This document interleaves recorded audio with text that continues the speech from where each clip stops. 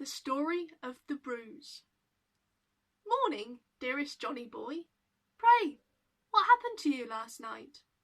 I can only guess from your bruised up face that you've been in a fight. It weren't no fight, Eliza, love. The truth I will not say, 'cause even if I told you, you wouldn't believe me anyway. Oh, try me please, dear Johnny boy. I know you speak no lies. For if you do, you are betrayed by that twitching in your eyes. This is true, Eliza, love. I suppose I could give it a go.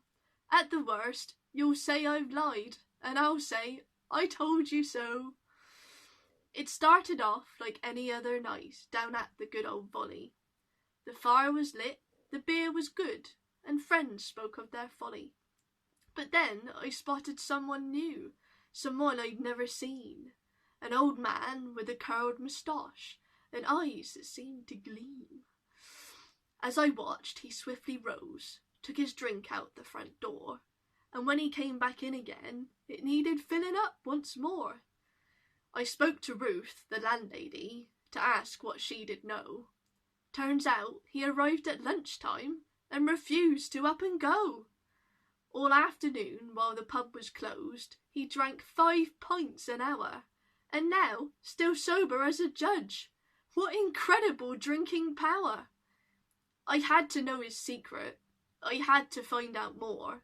So I went and introduced myself. I'm John from number 4. And what a move, Eliza, love, that turned out to be. For he's our newest neighbour, just moved in at number 3. His name, it is Bayard, and magician is his trade. You'd never guess, for he's disguised his wand as a rusty garden spade. He's got an invisible dragon. Her name is Tatsuo, and it's her that drank the many pints of the Volley's tornado.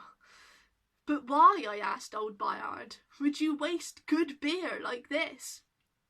Well, to bridle sweet Tatsuo is much easier when she's pissed.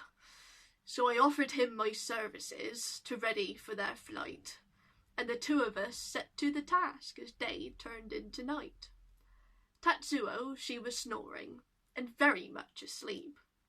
But still, warned wise old Bayard, I suggest we quietly creep. He passed me a potato sack that he pulled out from his sleeve, and the things he kept inside of it I still can't quite believe.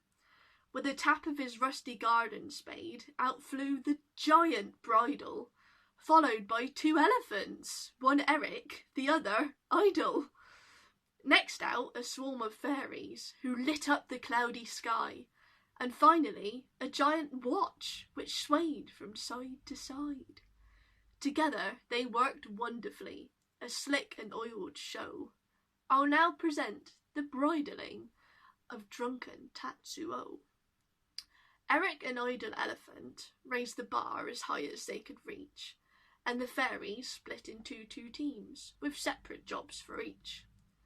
The first, explained old Bayard, would prise the drawers to open wide, while the second lowered the bridle in, all safely placed inside. It was at this very moment that Tatsuo, she did wake, and just my luck, I stood a gorp in exactly the wrong place. Despite the swaying watch that kept Tatsuo hypnotised, her tail lashed out and caught me right between these very eyes.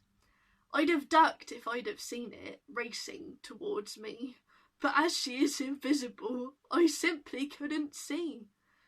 Soon, Tatsuo slept again, the bridle safely on.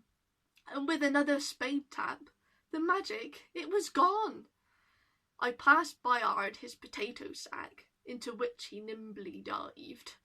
I thought I'd get to see them fly, but you won't let her drink and drive. So there you have it, Eliza, love, the story of my bruise, and every single word the truth, not some almighty ruse. Oh, Johnny boy, you pull my leg, a truly made-up show. Time for me to roll me eyes and say, I told you so.